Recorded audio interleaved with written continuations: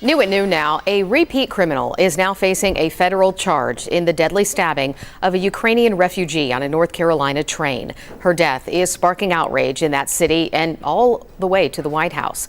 Reporter Sherelle Hubbard has the latest on what's being done. Surveillance video shows the attack, which happened last month. 23-year-old Iryna Zarutska boards the Blue Line train in Charlotte, North Carolina, and simply takes her seat.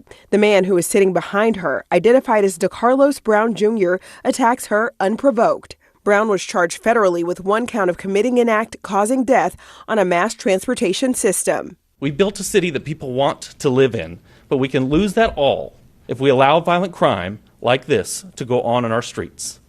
And I'm here to tell you, the federal government is going to save our city from that. The slaying fueling a White House law and order crusade targeting Democratic-led cities. She was slaughtered by a deranged monster who was roaming free after 14 prior arrests.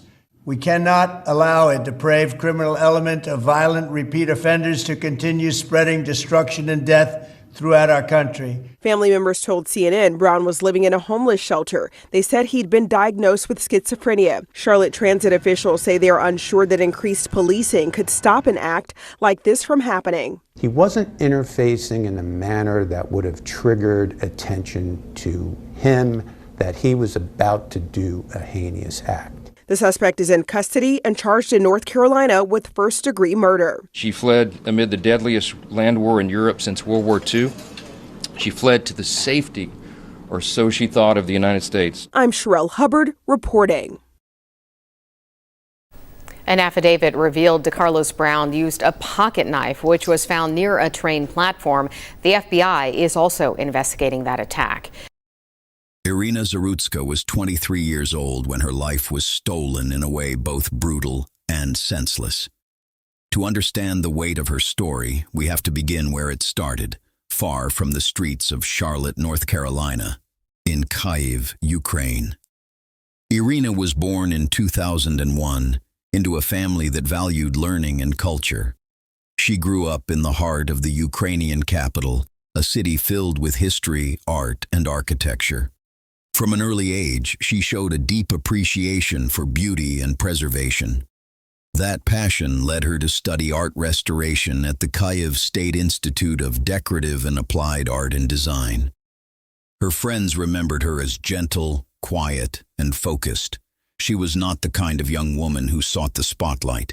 She preferred books and projects, spending long hours carefully restoring faded pieces of history. For her, restoring art was more than work.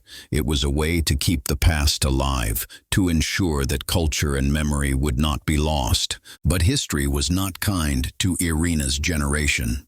In February of 2022, Russia invaded Ukraine. Kyiv, her home, was suddenly a city under siege. Sirens replaced the quiet hum of daily life.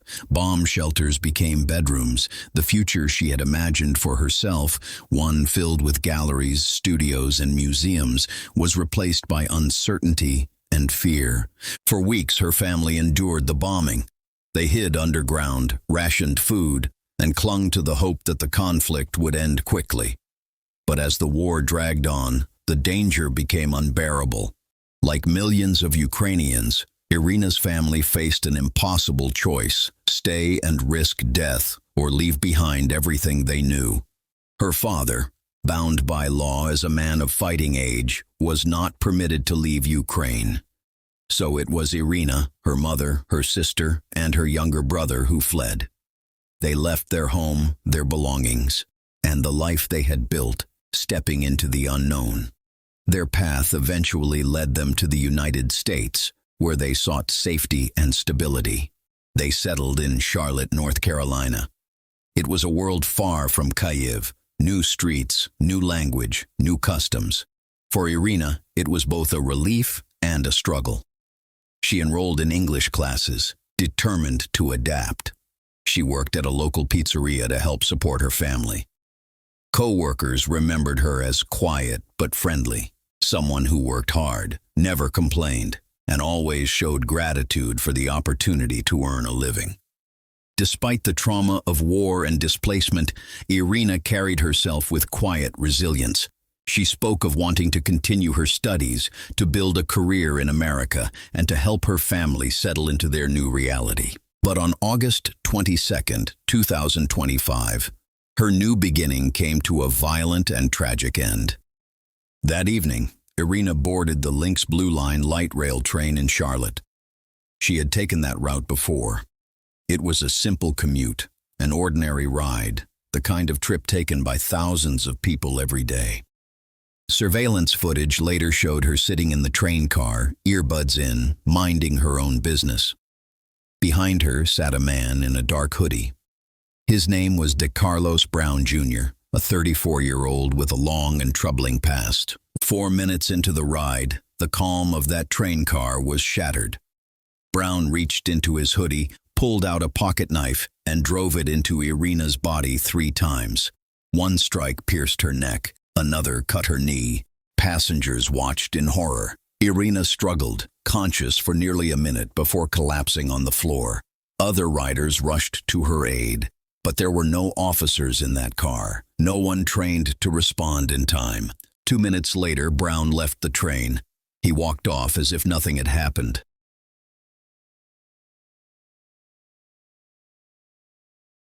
Police arrested him on the platform shortly after. Iryna was rushed to the hospital. Doctors fought to save her life, but the wounds were too severe. Just hours later, she was pronounced dead. For her family, for the community, and for those who came to know her story, her death raised questions that would echo long after that night. Who was the man who killed her? Why was he free despite a long record of crime and mental illness? And how could a young woman who had already escaped the horrors of war be taken in such a senseless way, in a place that was supposed to be safe? To understand the murder of Iryna Zarutska, we have to look closely at the man who killed her. His name was DeCarlos Brown Jr., and his story was one of violence, instability, and repeated warnings ignored. Brown was 34 years old at the time of the stabbing. He had been in and out of the criminal justice system for most of his adult life. Since 2007, police records show he had been arrested at least 14 times in Mecklenburg County alone. His charges ranged from breaking and entering to armed robbery to the unlawful possession of a firearm by a convicted felon. He had a reputation in his community as someone constantly in trouble, someone authorities knew but seemed powerless to contain. He had served time in prison. He had been given second chances. But time and time again, he found his way back into conflict with the law. When he was released from prison in September of 2020, his life appeared to spiral further out of control. His mother would later tell reporters that her son had been diagnosed with schizophrenia. She said that as the years passed, his behavior grew increasingly violent, unpredictable, and frightening. She described a young man at war with his own mind, consumed by paranoia and delusions. At one point, she even tried to have him involuntarily committed. She begged for help, warning that he was unstable and potentially dangerous. But the system did not listen. The petitions were denied, and Brown remained free. This is the light rail stop that forever changed 2 families. Iryna Zarutska had just gotten off work and sat in front of DeCarlos Brown, who's charged with stabbing her in the throat, killing her. I'm holding up by God's grace. That's how I'm holding up. Michelle DeWitt is Brown's mother. She is trying to cope with the murder, and she told us she is praying for Iryna's family. I am terribly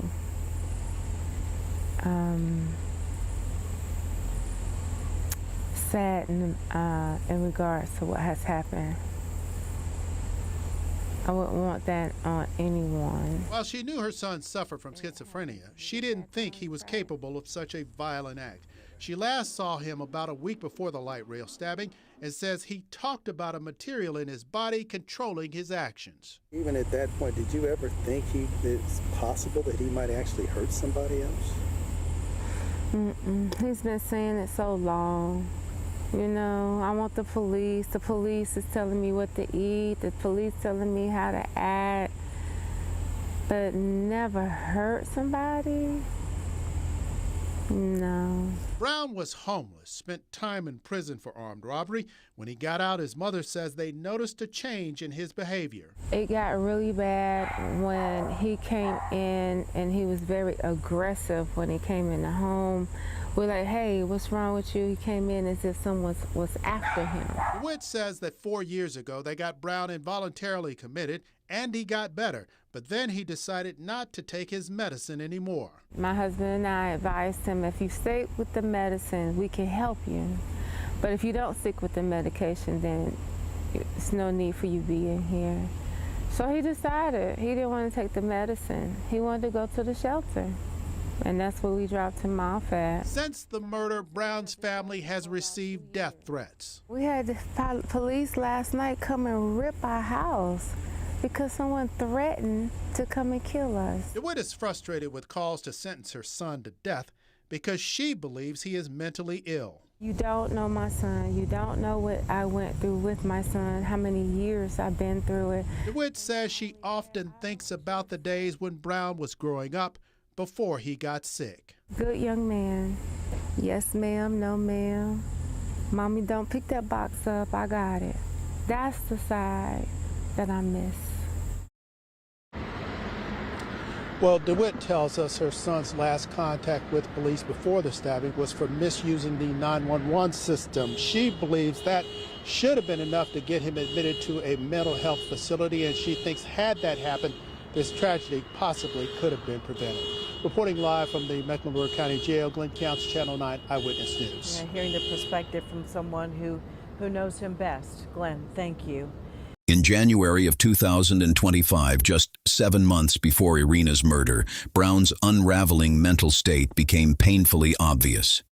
That month he called 911 repeatedly, convinced that something artificial had been implanted inside him. He claimed a man-made material was controlling his body. Each call was recorded. Each call made clear that he was deeply disturbed.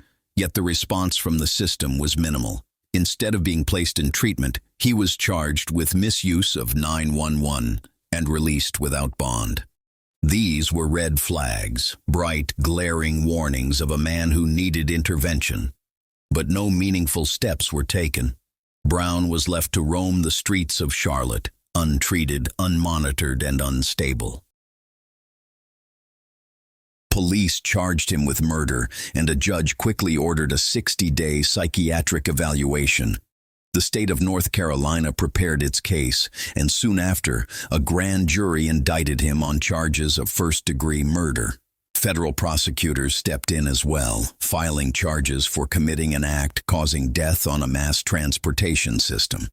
The legal process would be long, but for the community, one fact was clear. The killing of Iryna Zarutska had not been random in the sense of chance.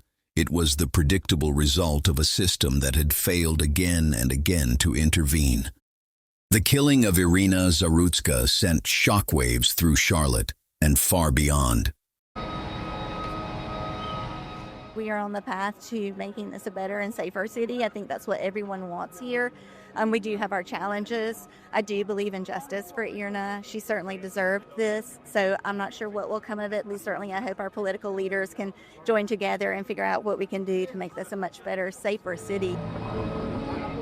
From what I understand, she wanted to become a veterinarian technician, so that's why I left the little candle and the little puppy dog attached to it. I just know she wanted a better life, and she deserved that, so I'm here just to honor her tonight. This shouldn't have happened in the first place, and I feel like the reason why it does happen is we have these soft on crime judges that release these violent criminals and a mayor that makes excuses for it. And I'm glad it is getting the national attention it deserves, and I hope it stays that way. It needs to make people uncomfortable. Iryna, her family, they fled war. They should have been safe here. America should have welcomed them. They should have the American dream. They didn't get that. What I'm going to do is something a little different with this moment of silence. We're not going to do 1 minute. We're going to do 2 minutes, because that's how long Iryna sat in that train before anyone came to her aid. 2 minutes, starting now.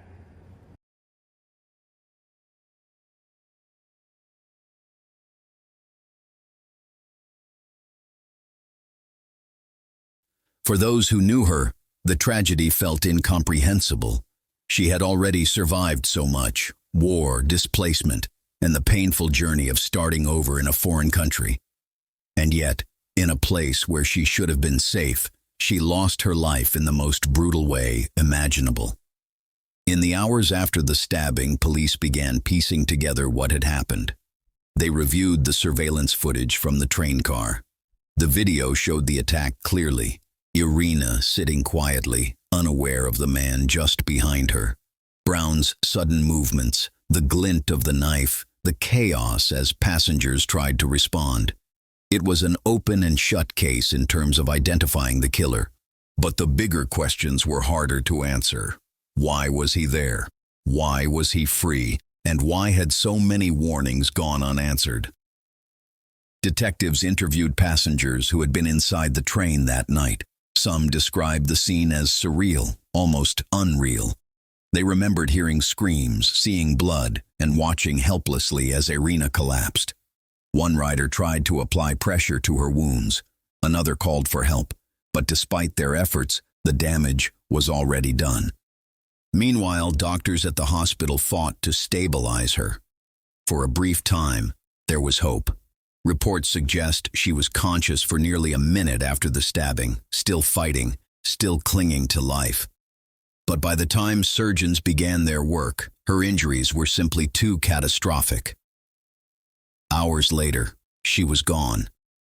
When news of her death reached her family, the grief was unbearable. Her mother, who had already lost her home, her country, and her husband's daily presence because of the war, now had to bury her daughter on foreign soil. Her siblings, who had looked up to Iryna as a role model, were left with silence where her voice used to be. The Ukrainian community in Charlotte rallied around them. Vigils were held. Candles were lit. People gathered to honor Iryna's memory, not just as a victim, but as a daughter, a sister, and a young woman who had dreamed of a brighter future. Her death also sparked outrage across North Carolina. Citizens demanded answers. Local media began investigating Brown's background, uncovering his long criminal history and repeated encounters with law enforcement. The revelations were damning. Here was a man who had spent years in and out of jail, who had shown clear signs of severe mental illness, who had been the subject of police reports and 911 calls, and yet, despite all of that, he was free to board a train with a knife in his pocket. Editorials and commentators began calling her killing a preventable tragedy. Activists pushed for reforms in mental health services, for stronger systems of intervention, and for closer monitoring of individuals deemed dangerous. The political response was swift. Lawmakers in Raleigh and even in Washington, D.C., pointed to Iryna's death as evidence of systemic failure. They argued that her murder was not just an isolated act of violence, but a reflection of the cracks in the institutions meant to protect people. For prosecutors, the case was straightforward. DeCarlos Brown Jr. had committed a cold-blooded killing. They prepared to prove premeditation, pointing to the knife he had carried onto the train and the deliberate act of targeting a vulnerable young woman. Brown's defense attorneys, however, hinted at a different story. They argued that he was not in control of his actions, that his schizophrenia and untreated mental illness had consumed him. They painted a picture of a man haunted by delusions, acting out of paranoia rather than calculation. The clash of narratives was inevitable. Was this an act of pure evil, or the catastrophic failure of a system to treat a deeply ill man before he could hurt others? Iryna Zarutska's life was a reminder of quiet strength and resilience. She survived war, carried her family across continents, and built hope in a new land. Though her time here was far too brief, her kindness, her dedication, and her dreams live on in the hearts of those who knew her and in the voices of those who tell her story. May her memory be a light that continues to shine, reminding us all of the value of compassion, justice, and peace.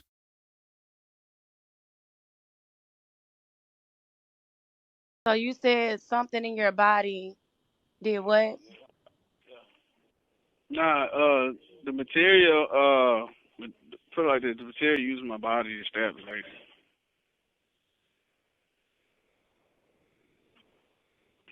And so she just got stabbed.